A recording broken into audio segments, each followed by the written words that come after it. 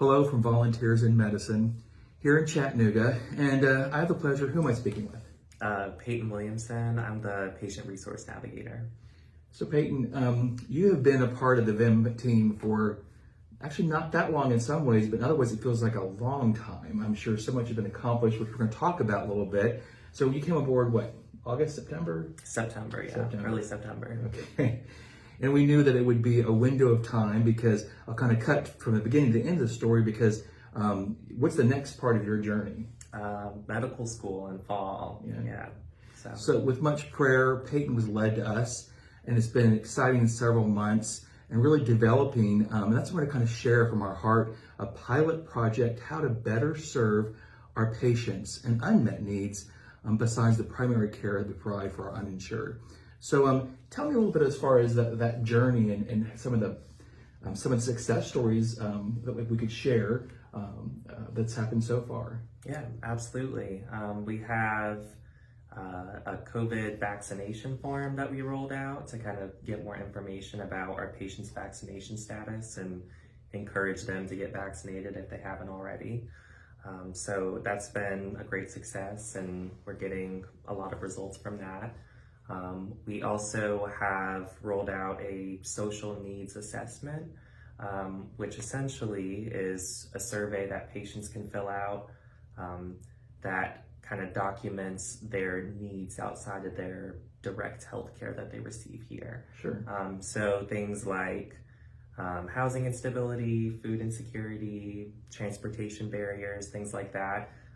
They can, check yes on that sheet and ask for resources from our staff here to kind of help support them in those ways. Well, that's wonderful. And how have the patients been responding? Because it's changed. They're coming here and they're already asking some questions, different health status. But how have patients been receiving this so far? Our patients they seem to be really grateful. Whenever I sit down and ask them to do the survey for me, they talk about how great their care is here and how thankful they've been to get to come here and receive, free health care. And they also seem to appreciate that we're kind of taking into account, the whole person when they come into the clinic and figuring out how we can help them assess or address their other needs. No, that's great.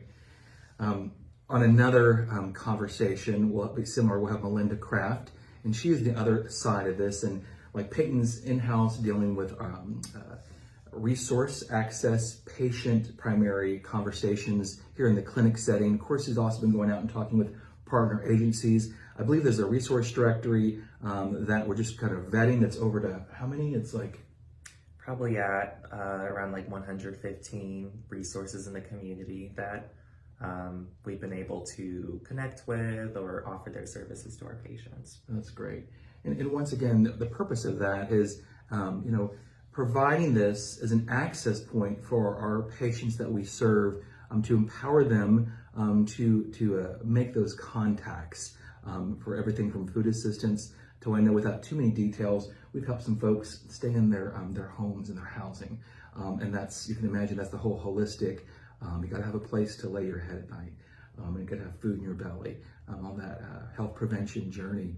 But Melinda Kraft will have a next conversation probably in a few weeks and talk about what she's been doing and some of the successes with our faith community partners and conversations, as well as remind our hospital partners and other referring agencies we're here. Our doors have remained open through COVID. We have pivoted, we have changed. Our volunteer model continues to thrive, which leads back to our conversation with Peyton today is we're at a point right now with a lot of hard work, and I applaud Peyton for the development and the implementation and where our patient resource navigation program is continuing to aspire to.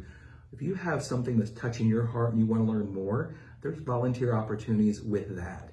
You do not have to be necessarily medical, even though we've heard about Peyton's journey, and I'll put you on the spot, not really, but when you get your completion of the next phase, I hope he comes back and volunteers as a provider in our clinic. I know your family's from here or lives here. So thank you again for your servant heart, your compassion for the patients we serve. And we still have a few weeks with Peyton with us. You'll be missed, but I thought this is a good time to do a quick update on our social media from the clinic and let folks know what we do and how we best serve. Thank you. Thank you.